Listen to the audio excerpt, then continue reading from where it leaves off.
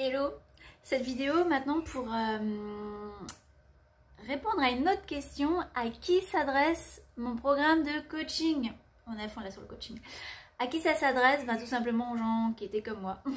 Donc des femmes, thérapeutes, artistes, entrepreneurs qui ressentent un non-alignement, une dissonance entre leur intériorité et le contexte extérieur.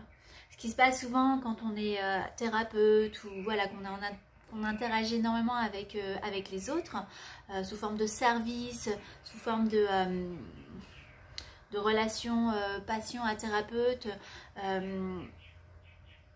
Souvent, ce qui arrive, c'est qu'on a un sentiment d'imposture. C'est-à-dire qu'on va prêcher, on va enseigner, on va transmettre des choses qu'on ne s'applique pas du tout à soi-même. Et c'est pas le fait de pas faute d'essayer, c'est que quelquefois on se laisse emmener dans des schémas en mode automatique, comme sur l'ancienne vidéo que je vous avais montré où je vous racontais, voilà, on est 90% en mode automatique et ce qu'on cherche vraiment, c'est à se reconnecter à sa conscience, à ce qu'on est et de sortir de ces modes automatiques qui tournent sur des programmes limitants. Donc sortir en fait, donc voilà, le fait de fonctionner en mode automatique est source de souffrance.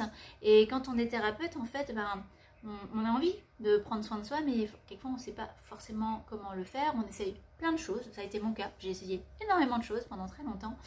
Et ça m'a aidé, bien sûr. Je remercie tous les thérapeutes que j'ai pu rencontrer qui m'ont aidé sur mon chemin.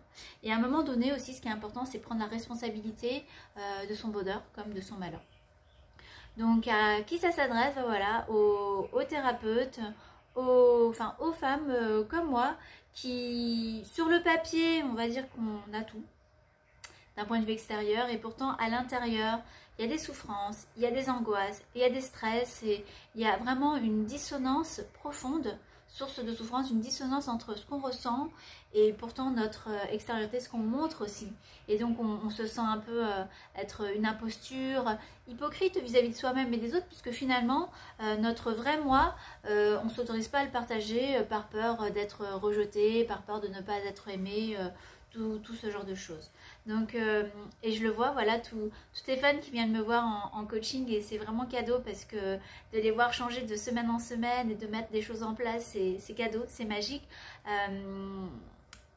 Ça nous rappelle vraiment que les outils, les stratégies, les solutions, elles existent, elles sont très simples, je dirais. Et on peut vraiment s'inviter, se faire ce cadeau de changer en fait. Voilà pour répondre à la question. À qui s'adresse ce programme de coaching? À bientôt, bisous.